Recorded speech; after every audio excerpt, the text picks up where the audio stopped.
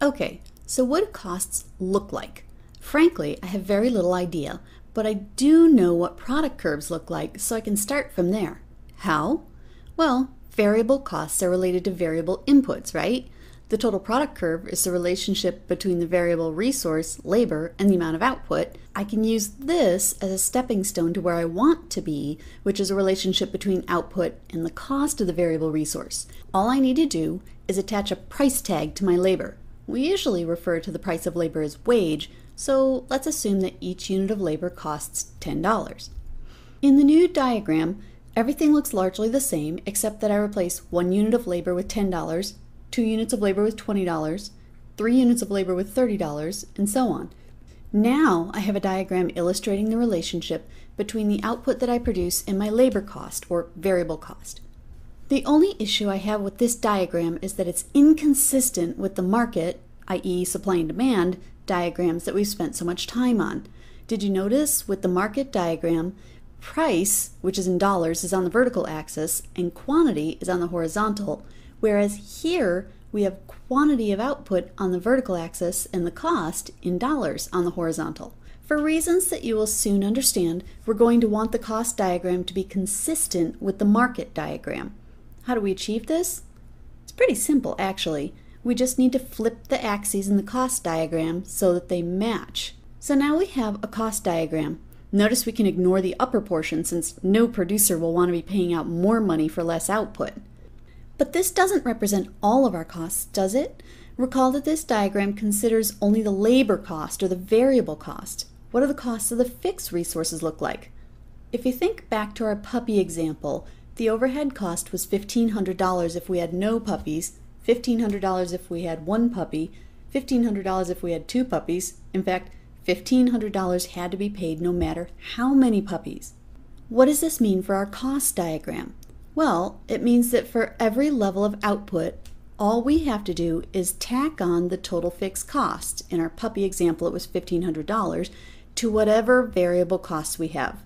What we get as a result is a new cost curve, our total cost curve, that's really just our total variable cost curve shifted upward by the amount of those fixed costs. Let's take a look at how the various costs could be calculated. In this cost table, the business owner can produce anywhere from 0 to 10 units of output. One thing that I know at this point is that the total fixed cost associated with not producing any units is $60. What's nice about this information is the total fixed cost is the same no matter what the output level, so I can fill in the rest of this column easily. But what about the rest of this alphabet soup of costs? Let me go through them one at a time. We already know that TFC is total fixed cost and TVC is total variable cost. TC stands for total cost and can be calculated by adding TFC and TVC. What about AFC? This is average fixed cost, or the fixed cost per unit of output produced. The fixed cost per unit is going to tell me for each unit that I'm producing how much of that is coming from those unchangeable overhead costs. To calculate, just take the total fixed cost and divide it by the number of units being produced. AVC then is average variable cost, or the variable cost per unit of output produced.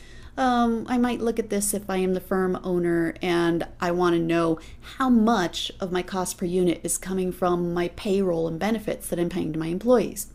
I'll calculate this by taking the total variable cost and dividing by the number of units being produced. ATC is the average total cost, or the entire cost of producing a unit. ATC can actually be calculated 2 ways, either by taking the total cost of production and dividing by the number of units, or by taking the fixed cost per unit and the variable cost per unit and adding them together.